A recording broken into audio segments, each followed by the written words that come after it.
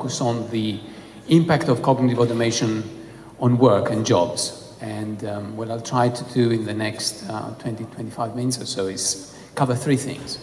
First of all, I want to take the pulse. I want to discuss the state of play in technology today. If you're a business and you're considering automating part of what you do with technology, what sort of technology out there that you can implement right now, and what technologies is emerging.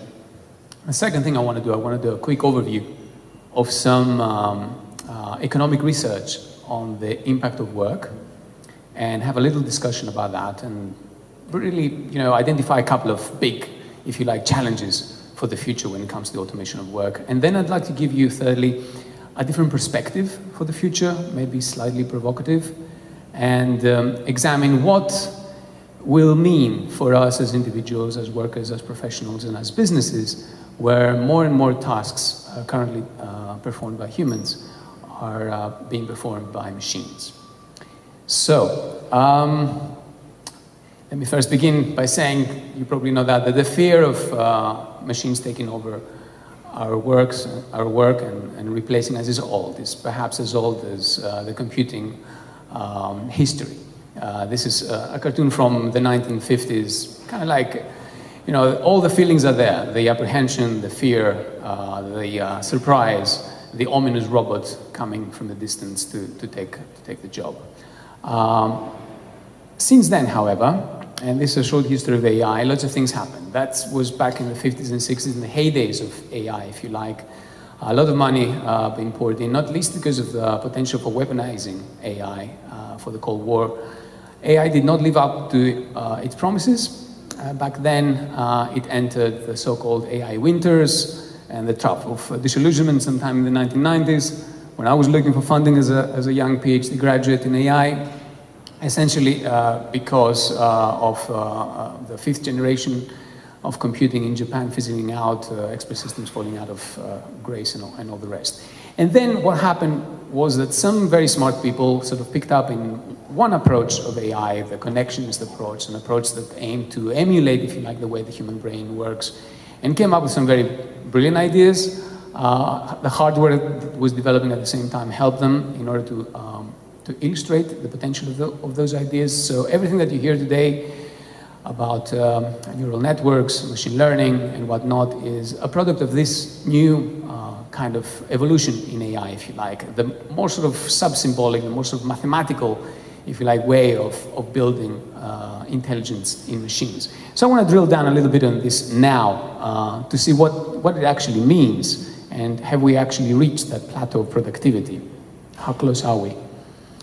So in this graph, don't take those curves in any mathematical way. They're just there to denote sort of waves of innovation in AI. And I'd like to distinguish, if you like, or I propose to you to distinguish three sort of waves.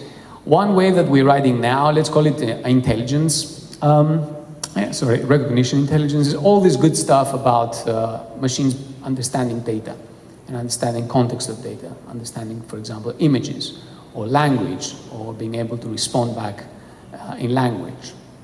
And that's where we are now. And there's a lot of stuff you can do with this technology. And there's a new wave of technology that's slowly coming on board, which I'd like to call it, if you like, cognitive intelligence, that can do a lot more stuff along the axis of automating human cognition. This is taking this paradigm of machines understanding data a step further. So the machine doesn't just understand data, but can actually take decisions on this data in an autonomous way. Like take, for example, a driverless car. It's not enough for the driverless car to understand by just integrating data from its cameras and from other sources where it is and what it's doing, but it has to take decisions. And sometimes those decisions might be of an ethical or moral nature. So this is a new kind of technology that's emerging, and obviously big companies are working on this, and this will have a tremendous impact on the workplace. But we're not just there yet. And far into the future is the holy grail, or the Pandora's box, if you like, for artificial intelligence, depending on your perspective, where machines not just understand data and can infer data and can take autonomous decisions within a particular field, but then they can abstract this knowledge, they can generalize it and apply it to different fields, very much like a human being. So we're talking about very close to human-like intelligence. Let's call it general artificial intelligence. And all these philosophical arguments and debates around the AI singularity and if robots will kill us all, sort of belongs to that far future of general intelligence, which I'm not going to touch today in this talk. I'll just concentrate on the other two because it's more relevant to where we are today. So if you're a business, okay, what are the technologies that can enable work automation today for you? What are the categories? So in this sort of slide, I grouped, let's say, the three broad categories that are available to you. One is robotic process automation, which, by the way, is not really artificial intelligence, although increasingly vendors of those technologies are trying to integrate machine intelligence in their offerings. So RPA is, I would say, a fairly mature technology. You can buy it off the shelf. You can use it right away. You get a very good ROI, sometimes 25 to 30% efficiencies in your labor cost. And you can automate the really boring stuff and stuff that you cannot really, integrate in any cost-efficient way if you go down the route of building APIs and data pipelines and so forth. So, for instance, you have thousands of documents arriving, emails, contracts, whatever, and you need someone to look into them, extract the useful information, and then put in a structured database in some kind of company business system, let's say your CRM or your ERP. This is a very sort of labor-intensive work, and RPA can take care of that. And then you have cognitive automation, those curves that I discussed in my previous slide. This is where the real fun starts, I guess, with work automation, but still this is a very emerging technology when it comes to replacing humans in your workplace, right? But it will getting there. For example, the picture that I'm showing there is from, AlphaGo beating Lisa Doll back in March in the game of Go, which is not a trivial game at all to be able to strategize and inference and replace, if you like, the human imagination and creativity. But in order to do that, you need to be DeepMind in Google. So it's not yet there for businesses to use. And there's also a third category, if you like, for work automation, which I'm labeling there as social robotics. Sometimes you hear mobile robotics being used for the same thing. This is revolutionary. So this is changing completely the nature of the game when it comes to robots. So traditionally, robots were bolted along assembly line. There's fences on either side, so humans cannot go into the robots because there will be an accident. These robots are different. They're moving amongst us. They understand we're there. And the key word here is collaborative. So they do things in collaboration with humans. In that little picture up there, you see Kiva robots that Amazon is using in its fulfillment depots. And essentially getting great efficiencies when it comes to the whole process itself, but also in terms of inventory capacity and so forth. So this is what you can do today with work automation. So given these technologies and the promise of those technologies in the future to become more and more like us, are we talking about the end of work? So now I want to just go into very quickly discuss some economic research, as I promised. What do the economists say about that? So I guess the big debate started with this paper back in 2013, if I'm not mistaken. Two Oxford economists looked into US jobs, ran a model, and came up with this result, astounding result, that 47% of current jobs will become obsolete in the next 10 years because of work automation. Following that, more nuanced research looked into breaking down jobs into tasks. Okay, so it's not looking at the whole job, looking down to tasks. Very quickly, I'm just showing some results here from a McKinsey report that looked into automating tasks and not jobs. Once you add AI, then you get like 48% of job activities that can be automated, which translates to just 5% of jobs negligible. But the important result is this one. According to McKinsey, 60% of the current jobs that we have can have 30% of the tasks automated. Okay, so what does that mean? In terms of money, that means around $1 trillion savings for companies in the US per year. And this highlights one of the paradoxes of work automation, because once you take $1 trillion out of the pockets of people, then what happens to their consumer power? How are those people going to buy the products and services that the machines are producing? So this is one of the paradoxes of automation. I'll come back to that later. Very quickly, I'm just going to show you this two slides from another research by OECD that looked again, kind of a similar approach to McKinsey, looked at tasks. Just two interesting results here. One, that the impact of work automation will vary, will not be the same across the world, but depends on the country. Like some countries have already done a lot of stuff around the work automation. In some countries, there are already in place regulatory obstacles for work automation, so it's not going to be the same. But on average, this research came up with like 9% of jobs to be fully automated. Interestingly, however, and that's the second graph down there, you can't see it very well, but what it says is that the more educated you are, the less likely it is to become automated. And yet, research that we did in my company, Willis, Watson, looking at entry-level jobs, right? For example, this job, the marketing analysts, and other jobs like that, we found out that many of those entry-level jobs that these graduates come walking into the labor market, they're doing a lot of analytical stuff, working with data. Lots of those jobs can be automated, in fact, at a fraction of a cost that companies now pay to recruit, onboard, develop, and all the rest in order to get humans. And here's another challenge, right? The second challenge is obvious. What will happen to those graduates? Usually a professional graduate sort of learns the trade by starting with data and analysis. So this is what economic research tells us right now. It tells us, it kind of like paints more or less a dystopian picture for the future. Okay, so let me stop here and tell you why I'm very skeptical about those results, and before I get into my different perspective, if you like. All this analysis from economists so far assumes that something that is called an equilibrium state for the economy. It's one of the assumptions of neoclassical economics, if you like. In essence, it means that the pattern will remain the same, and the actors and the agents in the economy will change their behavior in order to keep the pattern the same. Okay? But there's another way of looking at the future, and another way of looking at the economy inspired by what's called complexity economics. And from that perspective, the pattern changes as well as the agents change. And let me give you an example to understand what I mean. Say, for example, cars and traffic. Right? Traffic is the pattern and cars are the agents. So the agents behave differently according to the pattern called the traffic. But as they change their behavior, the pattern changes. And as the pattern changes, the drivers change and so forth and so on. So there is a constant interaction, excuse me, between the actors, the agents, and the pattern. So what I'm going to do for the next few minutes is trying to take this approach into trying to, if you like, open up the discussion about what the future might be for companies and for us, for individuals, for as workers, as professionals, as families, and so on. And to do that, we have to go a little bit, to drill a little bit down. Not look at the macro level of the economy, but look at the level of companies and individuals. So if you go down at that level, excuse me, you see that the world has been changing all the time. Right? And companies have been changing all the time, and technological disruption has changed the pattern of the economy all the time since the first industrial revolution, the second, and so forth.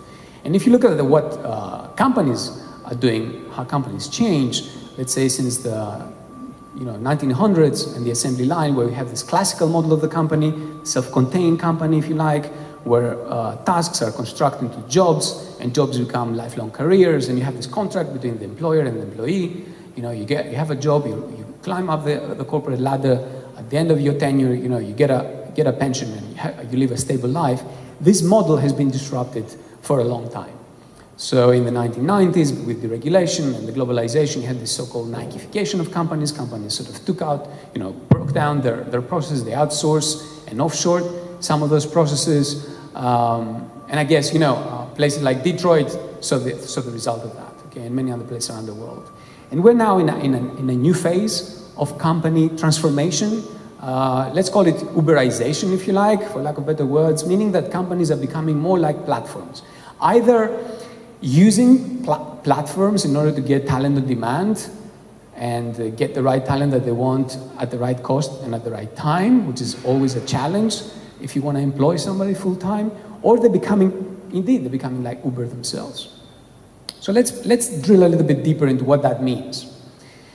So from research that we did and with UCL University here in the States, we've identified 5 forces of change when it comes to how work and companies are, if you like, transforming as the 4th industrial revolution is becoming a reality. And out of those five forces of change which are up there, there's two themes that emerge. And I think it's the blending of those two themes that will give us a more realistic expectation for what the future might be. So one of the themes is obviously technological empowerment. It's all these good things that I told you about, the work automation technologies, the RPA, the cognitive automation, and whatnot, but other technologies as well, like blockchains or 3D printing or the Internet of Things. And the other emerging thing is the democratization of work. More and more people becoming part-time employees. Here in the US labor data, you probably know that 40% of people here in the US are part-time workers. That's about 60 million people. And the same trend persists in other places around the world. In the UK, where I live, it's the same thing. Okay. So there are these two emerging things, and in fact are very interrelated, that will help us understand what the possible futures might be and what does that mean for companies and us. So if we plot those two axes, if you like, we have at least three different possibilities for the future, right? Depending on whether this democratization of work will persist or perhaps will be stopped because of society pushing back on this trend, regulation going around part-time jobs and so forth. And technological empowerment, if it actually lives up to its promise of those curves that I showed you, the cognitive intelligence and general intelligence will happen, or they may not happen because of all kinds of other technical obstacles that one may think of. Perhaps we don't have the broadband, we cannot develop hardware for this. Who knows? So the future is not a given. But let's imagine that all things happen in a linear way. Let's imagine that this democratization of work continues and this technological empowerment continues, and we have this sort of future, let's call it uber empowered. Okay? What will that future look like? Okay, what will that future look like for companies? It will be like the gig economy on steroids, where the steroid here is AI. So imagine a future scenario where companies share their workforce, okay, through a digital talent platform enabled by AI. What would that mean? I mean, one of the corollaries of this scenario would be that companies will scale by reducing their workforce, which is kind of like counterintuitive, because until now, when companies want to scale, they either increase their labor horizontally across geographies or vertically along the managerial hierarchy. But in a scenario like that, you can have a company scaling by reducing its workforce, right? So it's a world made out of startups, let's say, okay? And even big companies becoming like startups, very lean. What would that mean? What would that future mean for individuals? Okay, there's a lot of talk about cognitive intelligence, for example, disrupting or replacing white-collar workers, expert workers. So let's look at one of those examples and see a possible outcome. Let's take, for example, a medical doctor in a healthcare system. Okay, what they do, doctors, they study hard, they spend years and years in order to become good, let's say, clinicians, diagnosticians. They know.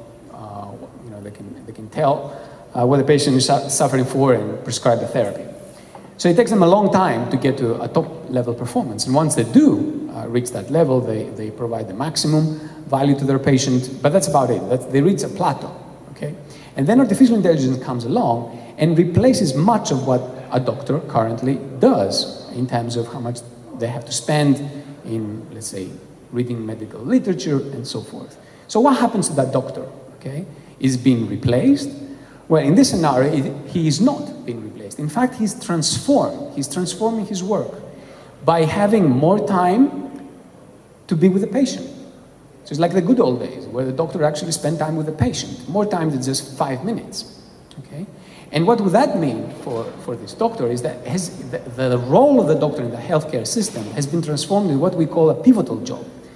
And the interesting thing about pivotal jobs is that the more you perform, the more value you give back to the patient. So the doctor now can spend more time with the patient, he can deliver more personalized treatment to the patient. And for a company, for the healthcare system, that means that the return on improved performance because of technology is much higher. And therefore it's better for this particular company to invest in the technology and invest in jobs like that.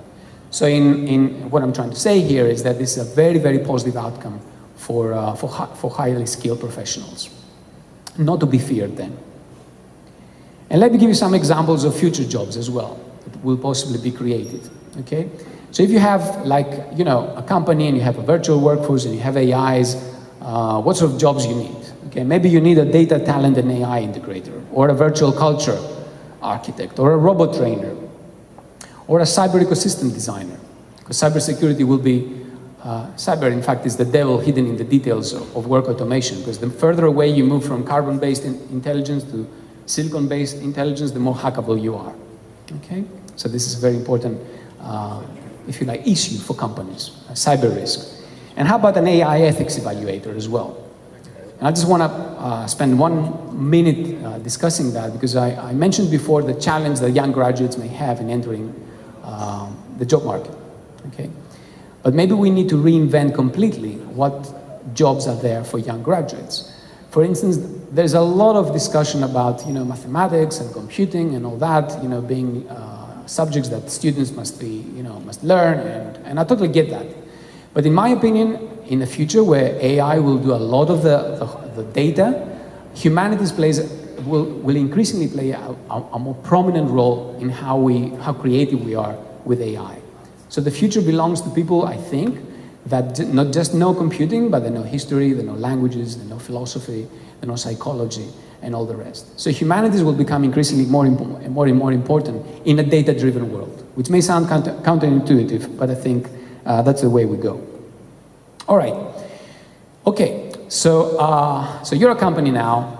You're reading everything. You know, you look around. You see all those technologies, all those vendors trying to sell this technology to you. How do you strategize about the future? Okay. How do you hedge against, if you like, the risks of becoming obsolete because your competitors may be first movers into the space of job automation, right? How do you make the most of that? How do you manage risk, the risk of automation? So this is what we do at Willis Towers Watson. We help clients exactly strategize for that. So I'm just going to give you a little bit of an insight of how we go about it, what we suggest they did. So we suggest they rethink 3 main things about the company. First, how they assign work, okay? How can they transform from, let's say, the traditional model where tasks are structured into jobs, into a more fluid model where it's more skill-based, it's more deconstructed, it's more project-bound, okay? So how can you rethink the assignment? And how can you rethink in terms of job automation as well? So how much of those tasks I can automate? And the FTEs, the full-time employee, the FTEs that I'm saving, how can I redeploy them in a productive way? Then you have to rethink your organization, because everything you do with work and your processes affects your organization. So from the self-contained organization, the traditional sort of company organization, how can I transform into a more sort of responsive, fluid model, a permeable model, a more network organization? And finally, about rewards, okay? This is extremely important. So the traditional method is, okay, this is the package, it's made out of your base salary, your bonus, your benefits, and this is, at your level, this is what everybody gets, just sign here, okay? This is not something that's gonna survive the future of work automation. So those rewards need to be more personalized, okay? So in a sense, when you are rethinking rewards in this new world of democratization of work and technological empowerment, you're essentially rethinking your employees or your workforce as consumers, okay? So that means a lot more complexity in terms of how you handle data and how you personalize rewards in order to be able to have a productive relation and possibly a long-term relationship with them. Okay, so let me finish with that, ladies and gentlemen. I hope that I opened up more themes that I kind of answered, because that was my original purpose here. I just want to repeat some words that a famous physicist once said, that, you know, predictions are difficult, especially about the future. But what makes me optimistic is that I have faith on people and human creativity, resilience, and also I believe in complexity economics. I believe that the pattern will change, and we will adapt and change as we always do. So thank you very much for your attention, and don't panic.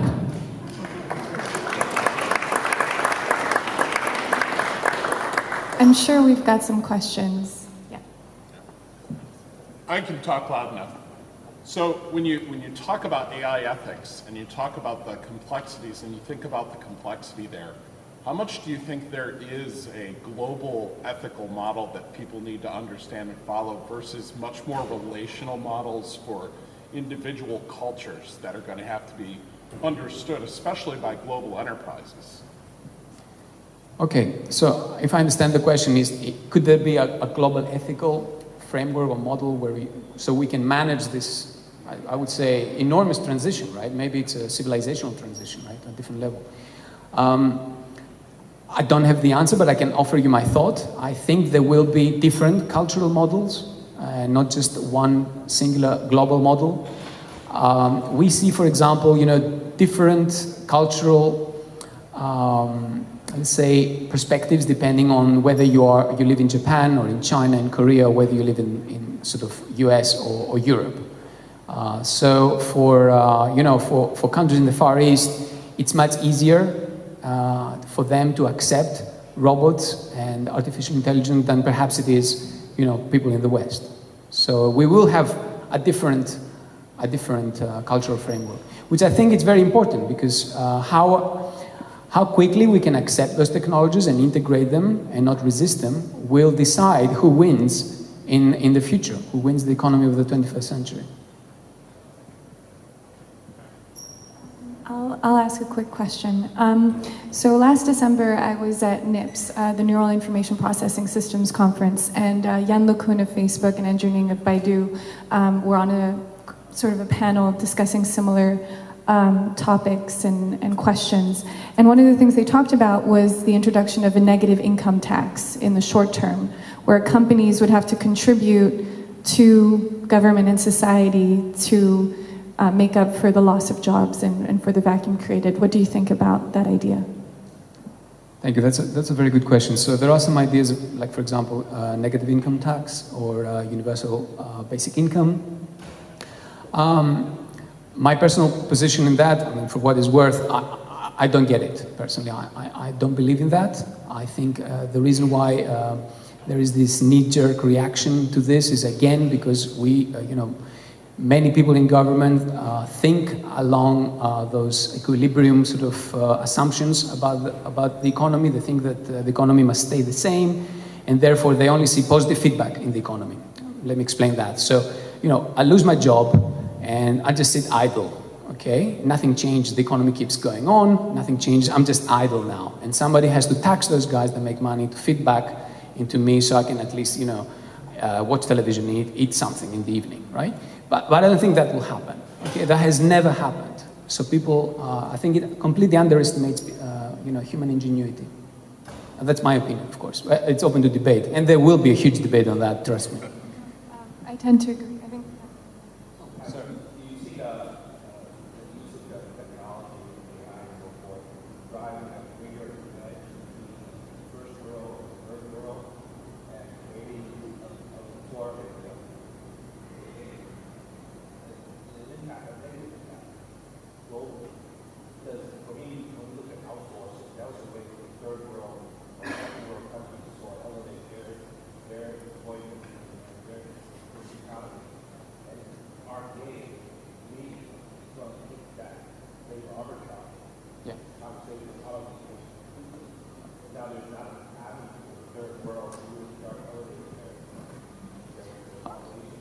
Thank you for that. I don't know if everybody heard this gentleman's comment. The comment was, what happens to developing countries which are offering outsourcing services, let's say, to the developed world, when so much of the outsourcing can be automated? And you do have a point, okay? There is a risk that those jobs will go. There's absolutely a risk that they will go. Again, I'd like to offer an optimistic scenario. I think that when a change happens, people change as well, okay? And the more change, the better. I think that will trigger, competitiveness to those countries. They have to reinvent themselves, and I think that will be to their benefit. I also think that, those technologies, the advantage of sort of information technologies is that it allows developing countries to leapfrog. You don't have to build the infrastructure in order to achieve the goals. let's put it this way. So, so I think there will be a medium-term impact to developing countries until they figure out a way to reinvent themselves and become more creative. But the tools are there for them to become more creative, definitely. Okay? And I think it will also mean, and just one of the things, that better jobs for people. Because right now you have, very creative graduates in countries like that just answering calls, right? When they can be doing a lot more interesting stuff.